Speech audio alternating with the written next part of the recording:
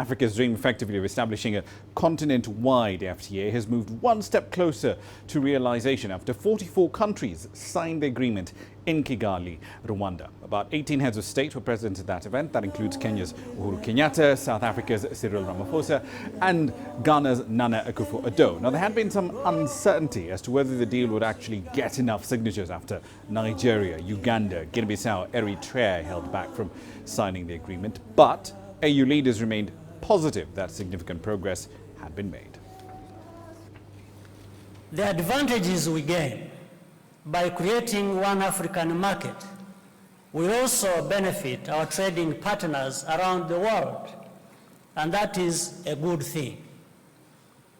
At the same time, we will be in a better position to leverage our growing strength and unity to secure Africa's rightful interests in the international arena.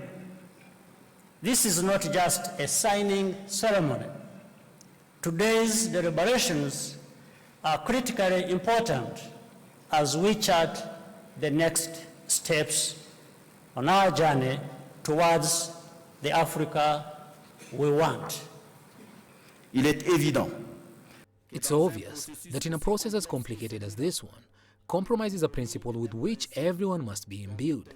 Beyond the debates about what some countries might gain or lose in the short term, the truth, statistically established, is that each of our member states and the continent as a whole will benefit immensely from the establishment of the free trade area. All right, then, this is our focus for the first 15 or so minutes of this entire bulletin, so there's a lot to get through. Let's get to the latest developments from Kigali. Uche Koronko is there. She's been covering the African Union Summit on the CFTA this entire week. Uche, good to see you. Now that the deal has been signed by government representatives and heads of state, what happens next? Well, Rama, it is important to note that though we did see the 44 states signing the Continental Free Trade Area, there were two other documents tabled and signed by leaders today. About 43 leaders signed the Kigali Declaration, which essentially symbolizes member states' goodwill in signing this agreement, and about 27 states signed the Protocol for the Free Movement of People. Now, of course, while these documents are binding,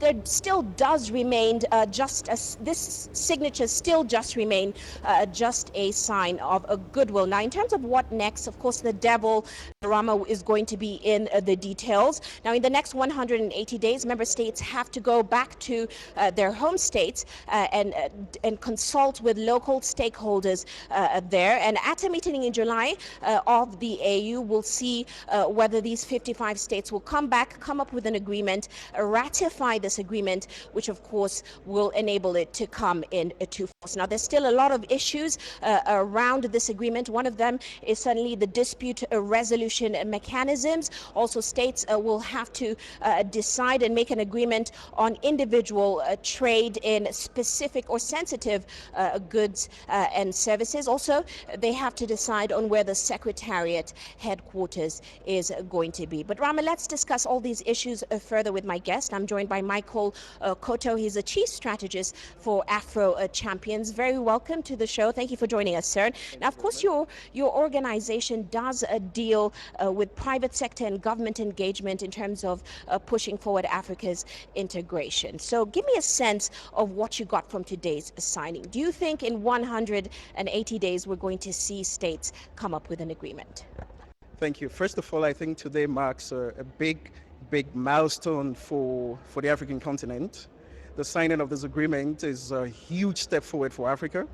To be able to see the significance of this, you have to recognize that for more than 50 years, the African continent has been working towards this signing. So this is a culmination of more than 50 years of efforts. And so this is really huge. And of course, there are still challenges ahead. But I think what is important is to recognize that in the last few years, you've had a lot of challenges with many of the more advanced regional trading blocs around the world. You've had challenges in the EU leading to Brexit. The North American Free Trade Area has its challenges. There's now a renegotiation process going on. You've got a TPP and other bigger trading arrangements falling apart. The fact that African states have been able to move ahead despite all this growing protectionism and dissatisfaction with trade arrangements around the globe is huge. So for a lot of people who are asking questions and those who have skepticism, I think this is something to be optimistic about. The mere fact that against the backdrop of all this dissatisfaction with global trading arrangements, African states did not give up. And they moved ahead with the process, and you had 44 of the 54 countries signed today. I think there's a huge step forward. So I am very optimistic, and our organization at the Afri Champions Initiative, we are a platform for Africa's leading multinational companies. And our members, who are the CEOs of many of the continent's biggest corporations, have been actively engaged in this process.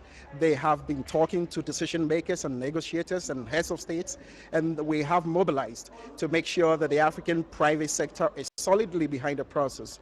And in the days ahead, the 180 days ahead before the next summit, we're going to continue to work. The business community is going to continue to work with heads of states and with negotiating teams to make sure that the differences and the various concerns are ironed out.